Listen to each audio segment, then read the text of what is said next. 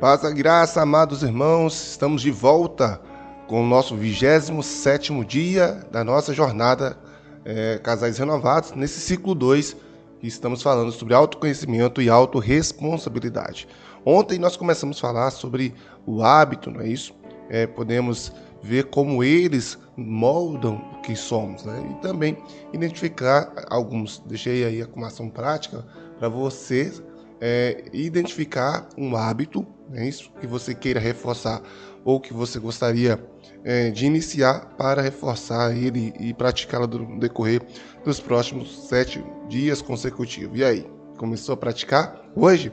Então, hoje nós vamos estar falando sobre a tríade do hábito, como podemos desenvolver mudanças, né, consideráveis no nosso dia a dia, no hábito que a gente quer começar ou mudar, reprogramar. Enfim, a palavra você escolhe e eu quero, antes de você escolher a palavra que vai definir essa transição, eu vou trazer uma palavra ao seu coração que está em Efésios capítulo 4, verso 22 ao 24. Paulo, aconselhando os nossos irmãos de Éfeso, diz: quanto à antiga maneira de viver, vocês foram ensinados a despir-se do velho homem, que se corrompem por desejos enganosos, a serem renovados no modo de pensar e a revestir-se do novo homem, criado para ser semelhante em justiça e em santidade, provenientes da verdade. Paulo está dizendo é necessário mudar a maneira de viver, despir-se, tirar a velha roupa tirar a roupa do velho homem que se corrompe, né, com hábitos ruins, como desejos. Desejo, embora que é algo também do nosso coração, né, mas ele também se torna um hábito quando praticado constantemente. E ele está dizendo renovando a mente. E eu disse ontem para vocês que tudo começa nas nossas crenças, e eu dei o caso, né, da mulher que tinha uma crença de que não podia contar com ninguém. Então, conectando com isso hoje, né, o apóstolo Paulo nos fala para a gente ter uma nova maneira de viver, assumir um novo papel. E isso requer uma mudança de hábitos. Para você ser uma nova pessoa, querido, não pode continuar com os mesmos hábitos. Alguns precisam ser fortalecidos, outros conservados e outros têm que ser deletados. E a pergunta que eu te faço é: qual o hábito que você precisa deletar na sua vida hoje? Meu irmão, você precisa não apenas identificar os hábitos que quer iniciar ou reforçar, mas é necessário identificar os hábitos que precisa deletar. É por isso que eu quero trazer para a nossa conversa aqui o Charles Darwin. Ele é o autor do livro O Poder do Hábito, e esse livro, quando eu li ele, me ajudou demais a revolucionar alguns padrões, alguns hábitos que eu tinha e que hoje já não mais identifico, graças a Deus, por meio da palavra do Senhor, que renova a mente da gente, a gente é iluminado pelo Senhor, e também por auxílios de ferramentas como essa, nesse caso o livro O Poder do Hábito, do Charles Darwin. Li esse livro rapidinho. Muito bem, quando nós lemos esse texto de Paulo, nós vamos perceber que a mudança que Paulo está propondo em nós, né, pela ação do Espírito Santo, precisa ser uma transformação profunda, e por isso exclui a superficialidade, que é o que muitas vezes nós somos, né? Nós mudamos de maneira superficial e não existe originalidade, não existe aprofundamento nisso. Então é uma mudança profunda e que começa pela renovação, né, das nossas crenças, né, da nossa mente, e automaticamente isso vai impactar os nossos valores e, enfim, passar por todo o caminho que eu citei ontem com vocês, até chegar no nosso caráter, na nossa identidade. Então, e se isso vai se alinhar com o nosso tema de hoje, que nós somos moldados pelos hábitos que cultivamos diariamente, né? Então, se eu cultivo um hábito ruim, imagina o final disso. Então, Charles Darwin, nesse livro O Poder do Hábito, ele vai dizer que todo hábito é formado por um ciclo. E é esse ciclo que nós vamos trabalhar aqui hoje. Primeiro, começa com uma deixa, E a deixa aqui, queridos, é o gatilho, popularmente aí, que todo mundo, né, a maioria já conhece, que é aquela situação que acontece antes da rotina do hábito. Segundo, a rotina propriamente dita.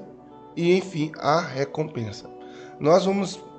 existe um psicólogo que falou da tríplice contingência, né? O Skinner. E ele vai dizer isso exatamente, o estímulo, a resposta e a consequência. Então, está alinhado aí a essa metodologia do behaviorismo, né? Então, quando identificamos esse ciclo, somos capazes de quê? De reorganizar, redesenhar os comportamentos que geralmente estão automáticos, né, no nosso dia a dia, mas transformar esses comportamentos automáticos em outros, só que agora com intenção, com um propósito. Por exemplo, no casamento, na família, no trabalho, na igreja, né, você pode transformar os padrões nocivos de convivência em padrões que realmente pode trazer produtividade, pode trazer paz, pode trazer relacionamentos bons. A questão começa com a identificação, obviamente, do que precisa ser trabalhado, né? E de forma consciente você agir nisso. Um hábito, ele precisa para se instalar de tempo, de práticas constantes, não é isso? Então, como o Charles Duhigg, ele vai fundamentar esse pensamento, né, usando aí da tríplice contingência de Skinner e tal, ele vai dizer que esse gatilho é o que faz o comportamento se iniciar, né? Qual é o ponto que antecede o comportamento? A rotina é o comportamento em si, e a recompensa é o benefício emocional, até mesmo físico, que você obtém desse comportamento. Então, para mudar o hábito, segundo ele, não se limita a deixa e nem a recompensa. Você precisa substituir a rotina. Eu vou explicar. Por exemplo, você tem um hábito... vamos pegar um caso na questão do casamento em si, né? Exemplos do casamento aí. O hábito de criticar constante o cônjuge. Você sempre está criticando. Qual é a deixa? Isto é, qual é a situação, qual é o estímulo antes desse comportamento de crítica? Né? É você verificar que o cônjuge, por exemplo, deixa algo fora do lugar ou esquece uma tarefa, enfim. Você observou essa situação que desagrada você, essa é a situação. Aí, esse é o estímulo. Poxa vida, olha fulano ali. Qual é a rotina disso? Qual é a resposta? A crítica imediata, ou até mesmo ironia. Ah, mas você não sei o que e tal. Ah, eu sabia que isso não sei o que. Completa com as suas frases que você usa. Depois que você faz isso, qual é o sentimento? Qual é a sensação que gera? Qual é a recompensa? Então, obviamente, a sensação de superioridade, de que está no controle da situação, enfim, que está colocando ordem. É uma sensação, querido, entenda, por mais que você não perceba, gera uma sensação final, uma recompensa em seu coração. Então, segundo Charles Duhigg, e segundo a própria psicologia behaviorista, o comportamento, o interessante não é agir na deixa, isto é, no estímulo, porque isso muitas vezes está fora de você, nem isso está no outro, como, por exemplo, o comportamento do seu cônjuge. Uma outra coisa também não é agir na recompensa, porque a recompensa é a consequência da rotina ali, do ponto central. Então, onde você precisa atuar? Nessa rotina. Então, faz um exercício mental comigo aí, você que está me ouvindo. Você vai, pega assim, três tracinhos, sabe aquele complete? Então, um complete, faz na sua agenda. Um tracinho, vírgula, ou uma setinha, depois um tracinho, mais uma setinha. Né? Então, você vai ter lá, no primeiro tracinho, a deixa, o gatilho. Na tracinho do meio, o seu comportamento, que é uma resposta desse gatilho, a sua rotina. E, no final, lá, a consequência. Onde você vai ter que atuar? Você vai ter que atuar aí no meio, na rotina. E aí, então, por exemplo, uma nova rotina que poderia colocar nesse exemplo que eu coloquei aqui para você. Em vez de ao ver o marido que deixou as coisas fora do lugar, ou a esposa, enfim, né? Ao ver a situação do cônjuge que gera naturalmente uma crítica em você, então em vez de você agir de forma crítica ou irônica, você vai substituir esse comportamento, né, com uma expressão, por exemplo, de gentileza ou de senso de humor, enfim, entendeu? Por exemplo, usa isso como uma forma de brincar com a situação. Ah, pastor, mas como que eu vou brincar que eu estou retada de raiva? Exatamente. É nesse momento em que as emoções se afloram, é exatamente nesta hora que você precisa inserir um novo comportamento. E aí você vai sair do reativo para o ativo. Porque vocês perceberam que eu falei muito que reagir é muito mais difícil do que agir. Gerenciar a reação é mais desafiador do que gerenciar uma ação. Por quê? Porque a reação geralmente está carregada de emoções. E gerenciar emoções é um desafio muito grande. Então, nesse momento, é que você precisa inserir um novo comportamento para que a consequência final seja, ou a recompensa, possa ali ser uma recompensa positiva. Porque quando você vê uma situação, né, e você age o mesmo padrão, não vai mudar. Então você vai mudar o quê? A reação nesse momento. Então, em vez que antes a consequência, né, a recompensa, que é o terceiro tracinho que eu pedi para você colocar aí nesse exercício mental, seria o quê? A sensação de superioridade, de controle da situação. Agora, a recompensa vai passar a ser o quê? Uma conexão, uma colaboração. A pessoa vai, em vez de se sentir criticada, ela vai se sentir assistida. Porque nem sempre, querido, lembra que às vezes é um hábito que a pessoa também já tem, ela esquece a coisa fora do lugar, não é porque ela quer te provocar, porque ela também já tem um hábito. Então, em vez de você reforçar o hábito daquela pessoa criticando, você vai trazer o quê? Um reforço de conexão, né? de colaboração. A pessoa vai se sentir mais estimulada a mudar. Eu já falei sobre isso aqui, né, em um dos nossos devocionais. Um outro ponto aqui, um outro exemplo. Quando você tem uma conversa, tem que ter uma conversa difícil. Quando você tem uma conversa que há conflito, principalmente. Qual é a deixa ali? A deixa é a discussão, né, que começa a esquentar. Você começa a falar de um assunto e o negócio vai começando a subir tá o fogo aí da raiva. E aí o que acontece? Você então se cala e foge num silêncio prolongado, evita contato e ignora. Porque você não gosta de agir, ter conversa difícil. Qual é a recompensa disso? O terceiro tracinho o evitar do confronto. Aí você tem essa sensação, evitar o confronto. Ok. Mas eu pergunto, eu já disse aqui, para vocês que me ouvem, essa é a melhor estratégia sempre? Evitar conversas difíceis é a melhor estratégia sempre? Não. Pode ser em um momento pontual, pode ser em um momento do calor da raiva ali. A Bíblia diz que a palavra branda desvia o furor. Então, olha a dica que a Bíblia diz. A Bíblia não fala, cala a boca e desvia o furor. A Bíblia diz a palavra branda, a palavra conciliativa, a palavra apaziguadora. Percebe? Então, em vez de você ficar calado em um momento de conversa difícil, ou em um momento em que a situação você percebe que o outro está muito alterado, em vez de você ficar calado, você não vai ficar, né, calado. Você vai ter uma postura diferente.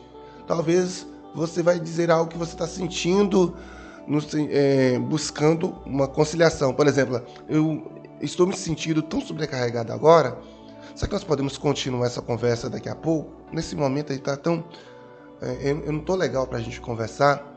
Aí, pastor, e se a pessoa continuar? Aí você vai conversar dessa forma e aí você se retira. Olha, eu não estou bem no momento, acredito que nós não estamos legal, a gente pode conversar isso depois.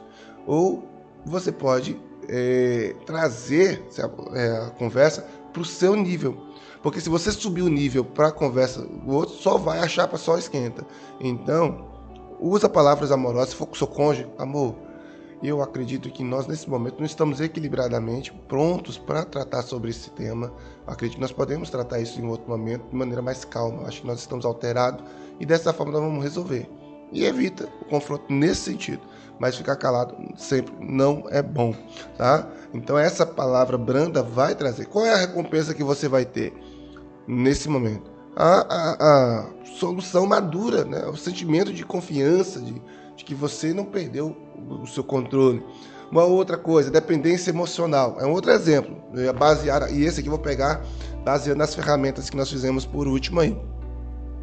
Quando alguém tem uma dependência de elogio, né? Às vezes a mulher se veste toda emperequetada e o marido não fala nada. Ou às vezes o marido faz a ajuda na casa, a mulher não fala nada. Ou, enfim, pega o seu exemplo aí, e que muitas vezes você estava esperando elogio, e em vez de vir um elogio, veio uma crítica. O que acontece?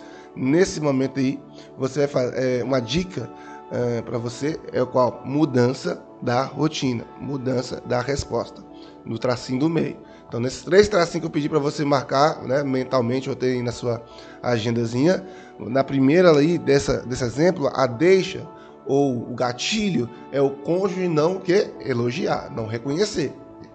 Qual a sua resposta a isso? Você reagir com ressentimento, ficar chateado emocionalmente, né? Ele não faz as coisas e a pessoa nem sequer reconhece. E qual a recompensa final? Sentir que você se sente artificialmente ali valorizado. Não pela pessoa, mas por si. Tá? Você sente que você reclamou porque você foi justa consigo. Não vou deixar isso, não, eu faço as coisas. Tem que reconhecer isso. Então, infla, né? Mas vamos lá. Quando você trocar essa rotina central, esse tracinho central, você vai trocar essa resposta de ressentimento ou de chateação por um reconhecimento do próprio valor em Deus. Isto é, ok, não elogiou, eu estou belo para o Senhor. Estou belo pelo Senhor. Não, o Senhor está vendo e no tempo certo Ele vai trazer uma recompensa. Entende? Em vez de você esperar algo do cônjuge, espera do Senhor. E qual vai ser a situação? Você pode comunicar isso para Deus, né? Falar disso para o Senhor. Vários salmistas fizeram isso na Bíblia. Vários. Eu poderia, nesse momento, citar, por exemplo, o Salmo 139. Quando o salmista diz, eu te louvo porque me fizeste de modo especial e admirável. Olha que elogio mais fantástico para si mesmo em Deus, né? Eu te louvo, Senhor, porque o Senhor me fizeste de forma especial. E a expressão lá do salmista é terrível, né? Admirável. Então, olha para o Senhor e veja que a sua beleza está em Deus. E Deus tem reconhecido. Eu sei que você gostaria de ouvir do seu cônjuge, mas lembre-se, da mesma forma que você está lutando para trabalhar e mudar um hábito, o seu cônjuge também tem hábitos que muitas vezes ele nem percebe e precisa só participar da nossa jornada para aprender a mudar esses hábitos, né? E aí, da mesma forma, toda vez que talvez aí nessa situação, olhando do outro lado, quando você chegar no lugar, na sua casa, ou rever sua mulher durante o dia, talvez saiu para trabalhar e voltou, ou rever seu cônjuge, cria o hábito, isto é, estou chegando em casa, estou chegando, minha esposa está vindo do salão. Enfim, essa é a deixa, né? Essa é o gatilho. Coloque o hábito de foco nos detalhes. Sai do geralzão, eu vou procurar detalhes, vou procurar o que eu costumeiramente não procuro. Por quê? Aí você vai visualizar o quê? Vai visualizar que ela fez aquilo que geralmente não faz. Eu vou falar para você que isso foi uma tática que eu tenho desenvolvido. A começar a focar naquilo que está diferente. No lado positivo, é claro. Aqui está diferente. Ter mais essa atenção. E aí, naturalmente, quando você percebe, você linka isso ao elogio. Olha, percebi que você fez determinada coisa hoje. Uau, que legal, parabéns. Ficou muito bom. Às vezes, talvez no momento você não fala, mas reforce isso. em outro momento, talvez quando você lembra, ou talvez até mais tarde. Eu não te falei isso, olha, mas aquilo que você fez ficou fantástico, olha, aquilo que você realizou ficou maravilhoso, porque isso é um reforçador. Lembre-se, tudo que você elogia tem uma tendência a se reincidir. Guarda isso. Tudo que você elogia tem a tendência a reincidir. Gente, então é isso. Eu poderia dar outros exemplos de mudanças de comportamento, de hábito, mas nós já chegamos aos 20 minutos aqui. Então vamos encerrar por hoje, mas tem muitos outros exemplos que você pode trabalhar e ir mudando. Lembre, são 3 coisas: o gatilho, a rotina e a recompensa. Isso através do livro O Poder do Hábito, né, de Charles Duhigg. Mas o padrão é o mesmo na teoria de Skinner, que é a ação ali, né, que é o estímulo, a resposta e, no final, a consequência. Então, onde você atua na resposta, você atua na rotina, no tracinho do meio, como eu pedi para vocês aí desenharem na mente ou no papel. Tá bom, gente? Que Deus abençoe vocês. E qual é a ação prática? Você vai fazer o seguinte: você vai pegar o seu papel, sua agenda, e vai fazer esses 3 traços, ou fazer 3 retângulos, enfim, da maneira que você achar melhor. Você vai anotar no primeiro tracinho o que a pessoa faz ali que te deixa chateado, né? No meio, como você reage costumeiramente àquilo, né? E o terceiro, como você geralmente se sente depois disso aqui.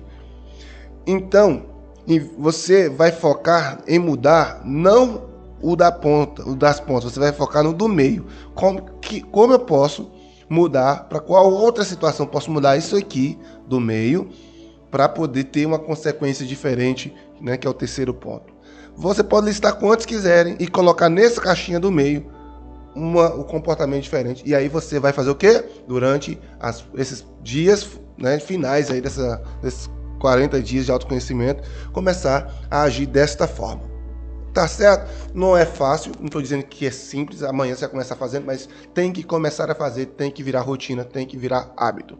Ok, gente? Pequenas mudanças nos hábitos cotidianos constroem grandes transformações nos relacionamentos eternos. E é por isso que eu quero te convidar a isso. Pai, no nome de Jesus, eu oro nesse dia para agradecer ao Senhor, porque eu creio que esta pessoa já está mudando essa rotina, já está mudando essa resposta, e aí, assim o seu nome será glorificado. Eu te peço, no nome de Jesus, permaneça conosco, nos sustente e nos dê força para poder aplicar as mudanças que o Senhor quer que nós façamos. Em nome de Jesus, eu oro para a glória de Deus Pai. Amém e amém. Deus abençoe. Tchau, até amanhã.